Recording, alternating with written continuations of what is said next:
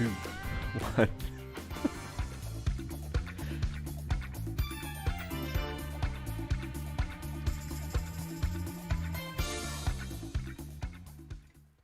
And we're live, coming to you from an undisclosed location somewhere in Northeast Ohio. I'm Josh McClay, a.k.a. Omally of O'Malley's Adventure. That's Ted Herncane, City of Massillon, Council at Large, and this is Omally Live.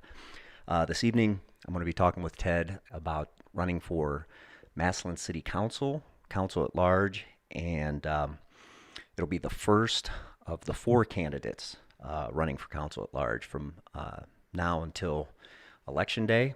Ted, how you doing, my friend? Josh, I'm doing well. Thank you for having me. Appreciate it. Outstanding. It's the first time on the show. Give us a little bit of your background as far as where you grew up and what you do. Sure. Born and raised in Massillon, Ohio. Graduated from Massillon Washington High School in 1998. Played in the Massillon Tiger Swing Band, played drums. Went to Capital University, studied economics and political science, graduated there in 2002. Came right back to Massillon, started working at the courthouse as a bailiff. Worked there for about 10 years. I got my master's degree from the University of Akron in public administration while I was working. Started my family. When Kathy Cadazero-Perry was elected mayor in 2011, I joined her staff in 2012 as the city's community and economic development director. Did that job for 2.5 years. I went then from the city to become president of the Massillon West Arc Chamber of Commerce and worked there for 5 years. Also served as executive director of the Massillon Development Foundation. Since then, I've worked for a civil engineering firm for a couple years. I currently work in Barberton at the Barberton Community Foundation as their director of economic development. My wife, Michelle, is a kindergarten teacher at Watson Elementary, and we have 2 daughters. One's at Ohio State, and one's in the 3rd grade at Watson. Goodness. Kindergarten teacher. Yes. She's a saint. She is. My parents were both teachers. Education is very important to me. It was destined that I would marry a teacher, I think. Yeah. But it's a hard job. It was always a hard job. It gets harder every year. I hear her, Yes. talk about the challenges that she and her cohorts face, and I admire what they do. Absolutely. Yeah. Nurses, teachers, everyone in public service in one way, shape, or form. Sure. So you yourself have been pretty much in public service in Massillon since you've started off. Myself included. I think there's a need for public service. But that being said, you've been on council now for a term. Correct. And what's your thoughts on, before we get into these, the direction that Massillon's gone? Or do you think we're doing good, better, poor? Are you satisfied with how things have went so far with being on council? I don't think I'm ever satisfied. I think things are better. I think they could always be even better. Sure. It's just as public servants, and it's a noble profession. Sure. I like it. I love it. Trying to help people and doing things for the greater good. I think we're better than we were a couple years ago. We had some big issues to deal with this term, with the hospital, with COVID, Right. with some other issues. I think we're better now than when we were 2 years ago. Sure. But there's always room for improvement. Okay. Nothing is ever perfect. So, you're always working towards making tomorrow better than today. Sure. The first topic I want to talk about, and it seems basic, and I don't want it to come across as I'm downplaying it, but we're talking about crossing Lincoln Way. Streetscape's done. There's the crosswalk between 2 intersections, and I've went down there and I looked. It's straight both directions. If you're standing there and you look to that would be west, you can look up over the viaduct. If you look the other direction, you can look up the hill. But there's a problem being addressed as far as the safety of crossing there. What's your thoughts on crossing Lincoln Way? We've talked about this at council for the last several weeks. We've had work sessions or committee meetings through the Streets and Highways Committee to address this. There is an issue with the crosswalk because people, when they cross, they get to the middle and they get stuck because of the traffic patterns. I don't think we're going to get anywhere with the signals because, as you know, it's either all green or all red. Right. I think there's an opportunity to do some things with maybe no turn on reds. I overheard that may be discussed. But a realistic solution is to increase some signage. Okay. Or take the thing out. Right. Because if you, and I know that we have our streetscape has won awards, as we've heard, but in practice, when you talk to business owners downtown who see it every day, and the people that are on foot downtown, they will tell you that it's an issue. And several of us on council have brought it up and said it is an issue. We've discussed with our city engineer some of the issues. And if it leads to increased signage that it is a crosswalk, I just don't, it's a crosswalk, but it's not really marked very well. Okay. It's odd having the median in that one section of Lincoln Way and then being kind of carved up the way it is in the middle. Right. I think a permanent resolution would be you either enclose the median and allow no crossing at all, or you remove the median to the way it was before. Right. But somewhere in the middle, I think there's probably going to be a resolution. We've already talked about it, is some increased signage that, hey, there is a crosswalk here, so people going each direction know to pay more attention. Sure. I was thinking to myself, if it's that much of a problem, you could cross. You're still allowed to cross at the other intersections. Is kind of. Oh, absolutely. I mean, you go 50 feet in each direction, or 60 feet or so. You're at a light and an intersection where you can cross. So I don't think it's necessary to be there. Right. I think it's one of those things that maybe was thought of as a good idea at the time. In practice, it doesn't really work out. So we have to deal with the reality of how it works in practice. And yes, you don't have to cross there. Right. It can, you can certainly go down to the other intersections and cross. I think that's because to me, apparently, we were having some weather issues outside, and I lost my train of thought. Oh, I don't know that removing and this is my opinion. If you get into removing that center section, I think that type of disruption to a brand new project, that will never be right. Because if I'm not mistaken, that's all concrete underneath the asphalt. But the point being is there is a safety issue. Sure. And there has to be something better than the way it is right now. Right.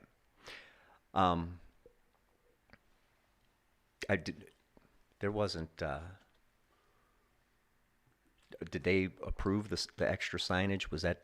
We talked about the signs. There was no formal legislation or any action. Okay. Other than that, the administration was going to look into signage at that area. I think we did get at least a verbal that they would, look into that and weren't opposed to putting up 2 signs. Okay. Sure. Let's move on to animal control. Animal control came about the last cycle, and it keeps kind of showing up, and then it's not discussed for a while. With animal control, to me, I'll give my opinion first, and then I'll let you run with it. It's something that people want.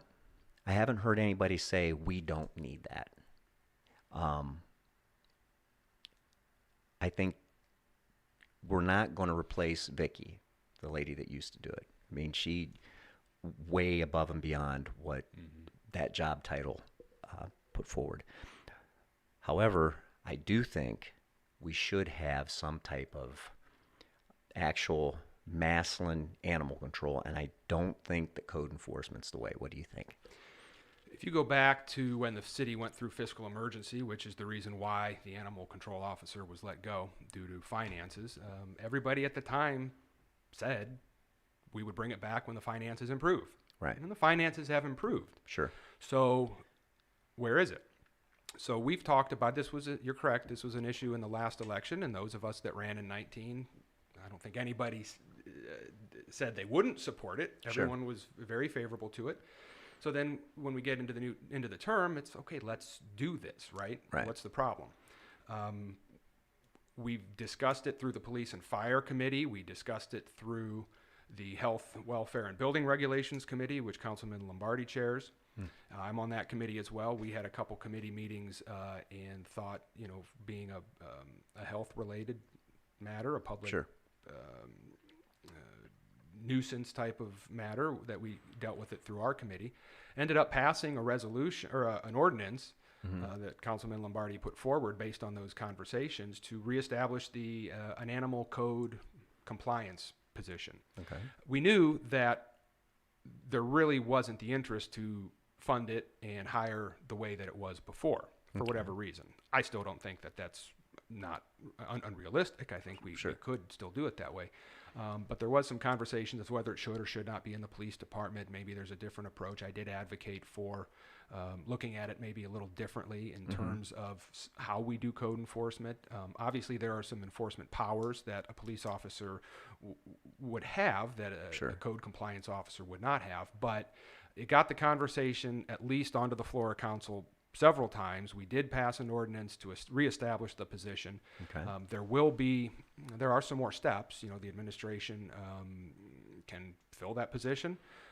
We might have to go back and actually write a new position. It's not obviously 100% done right now because to my knowledge, we don't have that person in place, but we certainly, it does have the support of council, and any future conversations, if they're at the end of this year or, going into the new year, we'll certainly have those. With the budget coming right around the corner, Sure. Now is a good time to look at putting some money in the budget for this and maybe making it our goal for next year to try and get somebody on board to address the situation in one way, shape, or form better than it's being addressed now. Gotcha. The rental fees. Here's, I understand the idea of why they're doing it. I get that. But I'm going to throw this out there and see what you think. The codes that they're enforcing on the rental properties are no different than they would be for your average homeowner, if I'm understanding it correctly. So instead of just putting a fee on the rental properties, wouldn't it just be easier to put the fee on the sewer bills, like the stormwater and lighting fee? That way, for sure, let's say somebody doesn't pay their bill, that money would still show up at the county as far as a lien if that property was transferred. Like an assessment that's put on a lien on their tax bill or something. Yeah. So eventually the city would get that money. My thought is, if those codes, now if they were different codes, let's say that there was a different standard for a rental property versus a standard homeowner, I would understand, okay, register the property, blah, blah, blah. But I can't remember who said it. They said it was the cost of doing business. And that to me, that I'm thinking, that's a nice catch-all. Right. But I don't know that government dictating cost of business is a good, maybe there was a better choice of words. But if the codes are the same and they apply to everybody, just put a small fee on everybody's bill. That way everybody pays for that same code enforcement versus just this group. I don't know. What do you think? Well, I was against this last year, and I will continue to be. Okay. I don't know what the money that would have been raised from it would be for. Okay. I do know that how the business works. Right. This was brought up, during COVID, and I thought that during a pandemic was probably not the great time to want to try and raise people's rents. Right. So if you increase the cost to the landlord is going to pass that cost on down to the tenant. Right. And I thought it was unconscionable, Right. frankly, that we would even consider raising people's rents during a pandemic. That was kind of crazy to me. Sure. So I'm glad you brought that up. That is actually this is the one issue that I've heard more from people on Right. the 2 years I've been on council. Right. More than the hospital, more than any other issue, Right. has been this. And it's been emails, renters saying we can't afford an increase in our rents. Sure. Please don't support this. And from landlords. And I'm not talking about professional landlords that own 75 properties, even though we did hear their opinions. Right. It was from people Right. that, have 2 or 3 or 4 rentals. Sure. And it's not their business. It's not what they do. And that's how the business works. So I didn't want to support that Right. because I knew what the result was going to be. Mm-hmm. Rents were going to go up. Sure. And I don't think they should anyway, but certainly not in a global pandemic when people are losing their jobs. Right. Or, not having childcare. It was the wrong thing at the wrong time, Sure. in my opinion. Well, at that, and I think it might have been you. There was a percentage of homes in Massillon that are rental properties, and it's what it's escaping me. I know. Well, the national home ownership rate is around 65%. Right. And we are very close to that. Right. Maybe a tick better. Right. Which is 2/3. Right. And that's nationwide, and we're not that far from the national average. Of those rental units at the time, we only had, a majority percentage, but maybe I really don't remember what the percentage was that were actually registered. Okay. So to throw out a number, let's say we had 60% of those registered. Right. Unless we get to a 97, 98% rental registration rate, Right. meaning if all the rentals that we know that are out there, we know that they're registered, Mm-hmm. because a person that doesn't even register their rental property is not going to Sure. comply with anything. Right. So really what we would have been doing is hammering on the people that were doing the right thing anyway. Sure. So we did talk briefly. There are, of course, always alternatives to just increasing the fee. There could have been, and I think we had some conversation, because I believe I suggested it, looking at how do we incentivize those property owners, Right. those landlords that are doing the right thing, that don't have violations, Sure. instead of adding fees onto their requiring an annual registration with an increased fee, instead of making those people pay more to cover the cost of the landlord who's not doing what he or she is supposed to. Sure. Maybe we incentivize the people that are and give them some type of discount, and then go after these folks separately. Right. Since we talked about that, code enforcement did report that I think the rental registration percentage has gone up significantly. So I don't know if this is coming back again. We'll see what happens. Is there a ballpark number as far as the amount of money that's collected for violations of codes on rental properties? Well, I'm sure there is. I don't know it off the top of my head. That's. I'm gonna make a note. I mean, we can certainly, the auditor's office would have that information on what is collected through code enforcement fees Sure. or building inspection fees, things like that. Okay. Last question. In the next term, if you had to pick 2 pieces of legislation that you wanted to pass and see move forward, what would they be? The first would be if there's any legislation that would be required to reinstate the animal control further. I'd really like to see a person in place for that over the next year. So if additional legislation would be required to do so, I would like to see that happen. Secondly, I don't know if legislation could correct this, but it's certainly a problem, and it's a pet peeve of mine, is we have oftentimes have pieces of legislation that have a whole bunch of stuff together that could be addressed separately. Sure. Sometimes you look at a piece of legislation and it might have 2 or 3 items and you don't like or don't agree or don't support one. Yeah. Then you have to make a decision based on everything. Right. I've made motions to amend ordinances and have been, lost every time Sure. because people say that's how we do it, and I don't think that's ever the right answer. Right.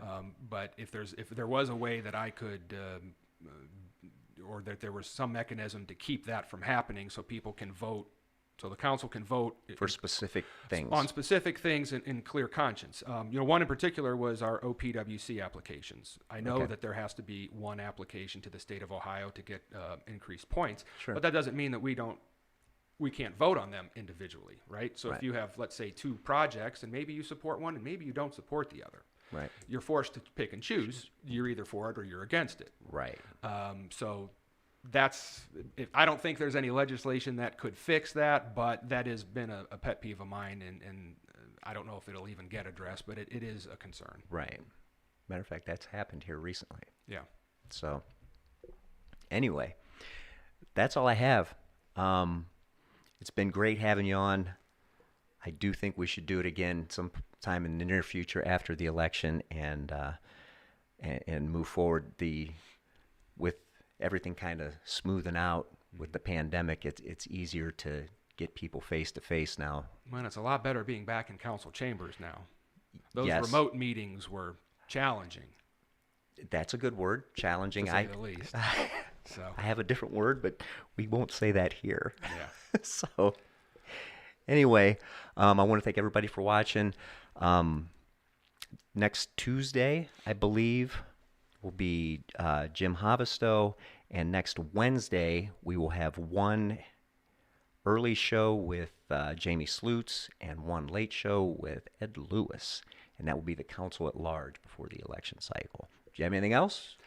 Josh, thank you for having me. I appreciate you giving me the opportunity to talk with you today. Sure. And let the people of Massillon hear my thoughts on some of those questions. Good questions, too, by the way.